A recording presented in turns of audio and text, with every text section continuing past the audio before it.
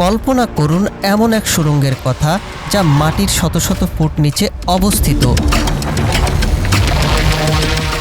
যেখানে আধুনিক বিশ্বের সবচেয়ে শক্তিশালী এবং বিতর্কিত প্রযুক্তি নিয়ে কাজ চলছে। বলছি ইরানের পরমাণু কর্মসূচির কথা। গত 2 দশক ধরে যা বিশ্ব রাজনীতির আলোচনার কেন্দ্রবিন্দু। ইসরায়েল কেন ইরানকে নিয়ে এত আতঙ্কিত? আমেরিকার নিষেধাজ্ঞার পাহাড় টপকে ইরান কিভাবে আজ পরমাণু সক্ষমতার দ্বার প্রান্তে? It means that they have started, but it's not completed. It's a long process, But Israeli nuclear analysts say it's a continuation of the Natanz weapons program, but moved to a location invulnerable to military action or sabotage. আজকের ভিডিওতে আমরা মানচিত্র ধরে ইরানের প্রতিটি পরমাণু কেন্দ্রের রহস্য উন্মোচন করব।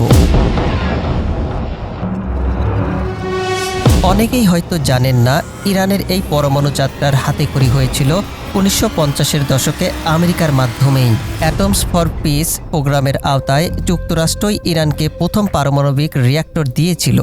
কিন্তু 1979 সালের ইসলামী বিপ্লবের পর সবকিছু বদলে যায়। ইরান তখন থেকেই নিজের পায়ে দাঁড়ানোর চেষ্টা শুরু করে। বর্তমানে তাদের সক্ষমতা এতটাই যে তারা চাইলে যে কোনো সময় পরমাণু বোমা তৈরির চূড়ান্ত ধাপে পৌঁছাতে পারে বলে মনে করেন বিশেষজ্ঞরা। ইরানের সবচেয়ে বড় কেন্দ্র বুশেহর। ইরানের পরমাণু মুকুটের সবচেয়ে উজ্জ্বল রত্ন হল বুশেহর পরমাণু কেন্দ্র। এটি পারস্য উপসাগরের তীরে অবস্থিত একটি বিশাল স্থাপনা। বিশালত্ব, এটি 1000 মেগাওয়াট বিদ্যুৎ উৎপাদন করে। কেন এটি গুরুত্বপূর্ণ?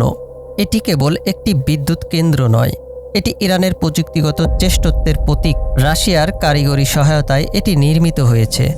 বিতর্ক, যদিও এটি আন্তর্জাতিক তদারকিতে আছে, তবুও এই কেন্দ্রের বর্জ্য থেকে প্লুটোনিয়াম আহরণ করে বোমা বানানো সম্ভব কিনা তা নিয়ে পশ্চিমা বিশ্বের ঘুম নেই। এবার আসা যাক সবচেয়ে রহস্যময় অংশে। যদি বুশেহর হয় ইরানের মুখ, তবে নাতানজ হল এর হৃৎপিণ্ড।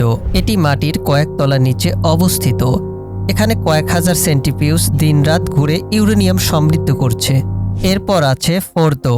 এটি একটি পাহাড়ের ভেতর সুড়ঙ্গ কেটে বানানো হয়েছে। এর অবস্থান এত গভীরে যে সাধারণ কোনো ব্লাঙ্কার ব্লাস্টার বোমা দিয়েও এটি ধ্বংস করা প্রায় অসম্ভব। এই দুইটি কেন্দ্রই ইরানের ইউরেনিয়াম সমৃদ্ধকরণের প্রধান ঘাঁটি। পরমাণু সক্ষমতা, ইরান কি বোমা বানিয়ে ফেলেছে? উত্তর হলো সরাসরি নেই, কিন্তু তারা থ্রিসল স্টেট বা দোরগোড়ায় দাঁড়িয়ে আছে। সমৃদ্ধকরণ, পরমাণু বোমার জন্য দরকার 90% সমৃদ্ধ ইউরেনিয়াম। ইরান বর্তমানে 60% পর্যন্ত পৌঁছে গেছে। মিসাইল প্রযুক্তি, বোমার পাশাপাশি সেটা বহন করার জন্য চাই শক্তিশালী মিসাইল। ইরানের খাইবার বা শাহাব-3 মিসাইলগুলো 2000 কিলোমিটার দূরে আঘাত হানতে পারে, যার আওতায় পুরো ইসরায়েল এবং ইউরোপের কিছু অংশ রয়েছে। IAEA এর রিপোর্ট। আন্তর্জাতিক সংস্থাগুলো বারবার বলছে ইরান চাইলে মাত্র কয়েক সপ্তাহ বা মাসের মধ্যেই প্রয়োজনীয় জ্বালানি তৈরি করে ফেলতে পারবে। ইরানের এই পরমাণু সক্ষমতা মধ্যপ্রাচ্যে ক্ষমতার ভারসাম্য বদলে দিয়েছে। একদিকে ইসরায়েলের হামলার হুমকি, অন্যদিকে ইরানের দমে না যাওয়ার জেদ। যদি ইরান পরমাণু শক্তিধর হয়ে ওঠে, তবে সৌদি আরব বা তুরস্কের মতো দেশগুলোও একই পথে হাঁটতে পারে। দর্শক, আপনার কি মনে হয়, ইরানের কি পরমাণু বোমা থাকা উচিত নিজেদের নিরাপত্তার জন্য, নাকি এটি বিশ্ব শান্তির জন্য হুমকি? কমেন্ট বক্সে আপনার মূল্যবান মতামত জানান। ধন্যবাদ।